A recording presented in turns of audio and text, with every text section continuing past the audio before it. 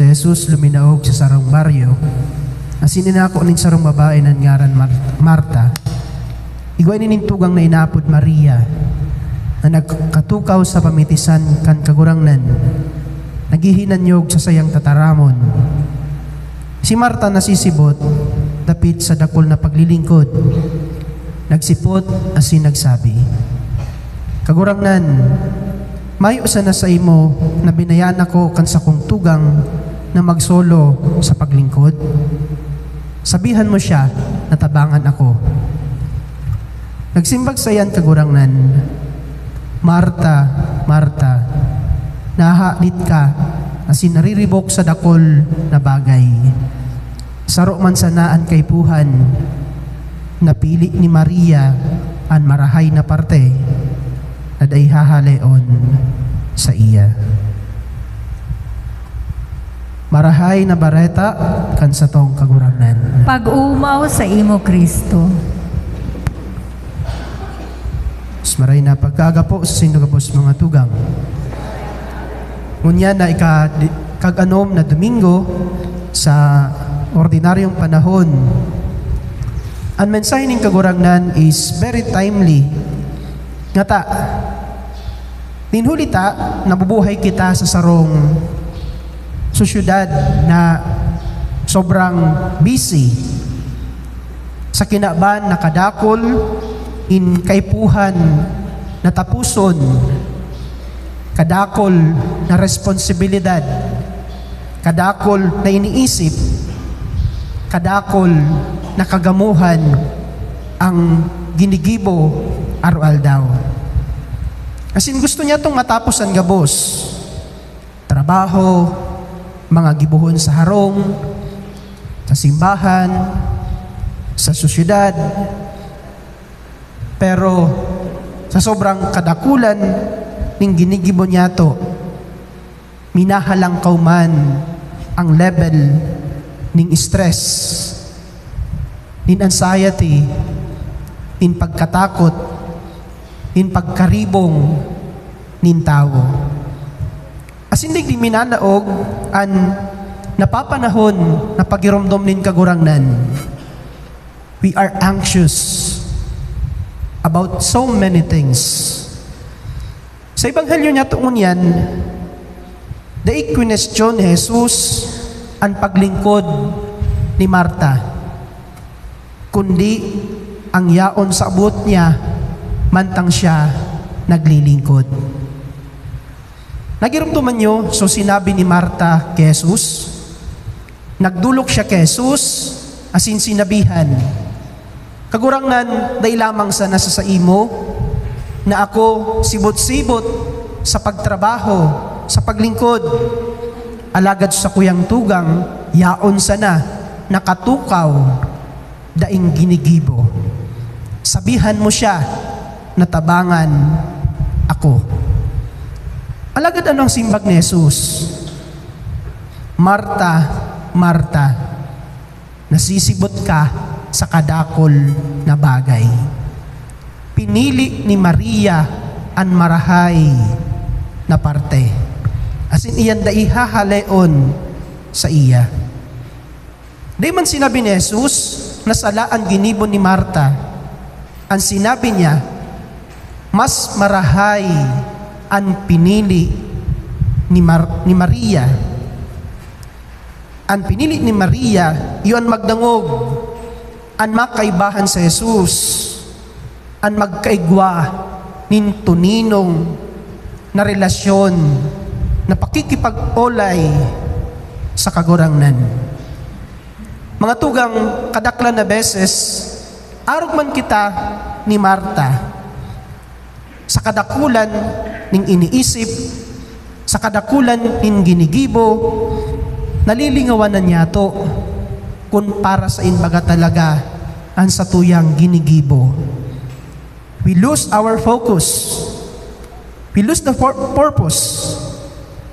We lose Jesus in the middle of our service.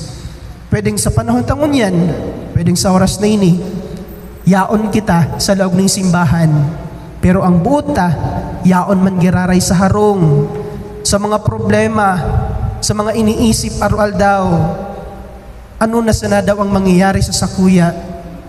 Maski sa tahaw, in pagpasimbahan, in pag-atender ng Santa Misa, nawawara man giraray an focus ta, nawawara man giraray an katuyuhan, nga tayaon ako sa simbahan ngunyan. Kaya garo baga sinasabi ning kagurangnan ki Marta, asin ki Mari, asin sa satoy agabos, yaon ako, bisita nindo ako. Pwede bang ako muna? Pwede bang uwi ka muna mag-focus sa kuya? Asin ini ang inaapod na refocusing. It is not about doing less, but doing with deeper purpose. Di man sinasabi na day na magtrabaho, di man sinasabi na day na mag-isip nin mga bagay na maabot, kundi gibuhon na marahay, gibuhon na igwa nin hararom na katuyuhan. Sa inot na pagbasa sa libro ng Genesis, nahiling niya to si Abraham na bilog na puso asin kaugmahan na naglingkod sa tulong estranghero, tulong bisita. Di siya nagreklamo. Idinulot niya ang gabos na igwa siya. Oras, kusog, panahon, pagkakan, ngata. Because he knew why he was doing it. Aram niya kung taano taginigibon niya ito. Nahiling niya ang Diyos sa sayang mga bisita. Ang sayang paglingkod, bunga, ang sayang pagtubod, asin pagkamuot. Itong paglingkod niya sa mga bisita niya, garobiga offer niya sa mahal na Diyos. Sa ikadawang babasahon, si San Pablo nagsabi, ako naugma sa sakong pagtios, alang-alang sa saindo. Ini para sa hawak ni Kristo ang simbahan. Dawa masakit, dawa igwaning kadipisilan, malinaw sa iya an sa iyang katuyuhan. Kaya dawa napapagal siya, natatakot, nasasakitan. Sabi niya, he finds strength in Jesus. Nakakakwa siya nin kusog.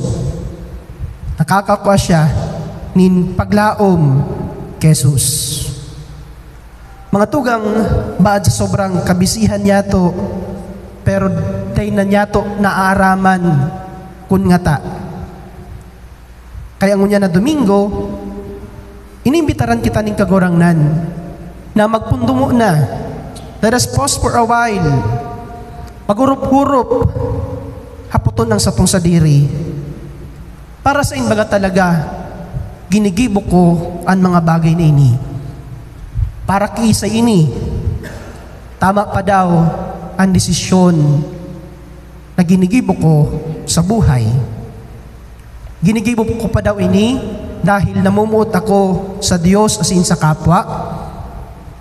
Minsan, the most spiritual thing we can do is to pause and listen. Iyon na iyan ang nawawara sa satuya, sa kadakulan ng ginigibo, sa kadakulan ng iniisip, nawawara na, ang magpundo lamang muna.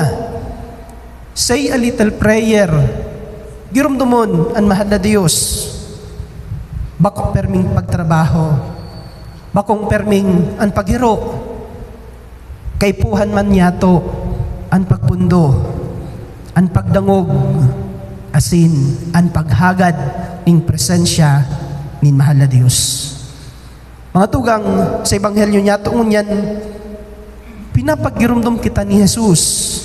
Inimbitaran kita ni Jesus na bumalik kita sa iya.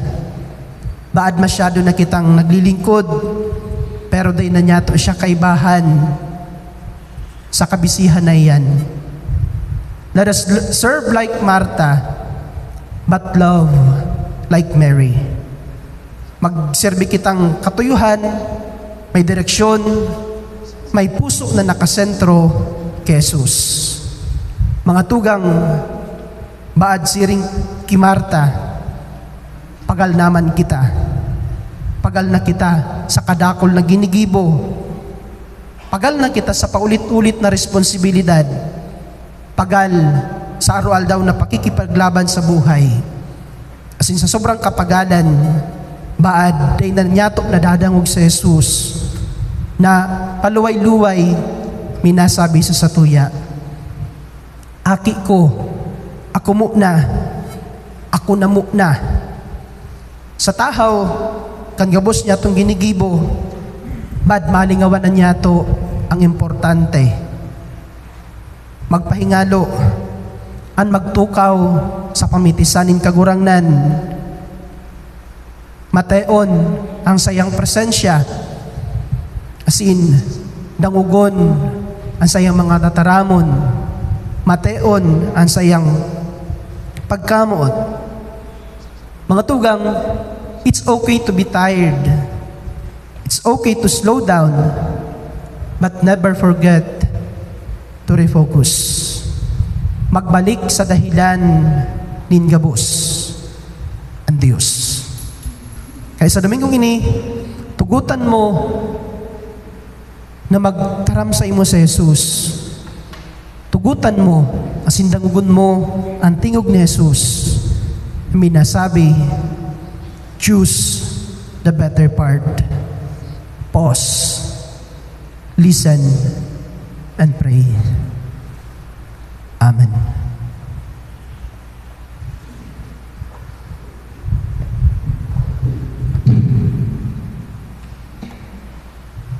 Matindog kita.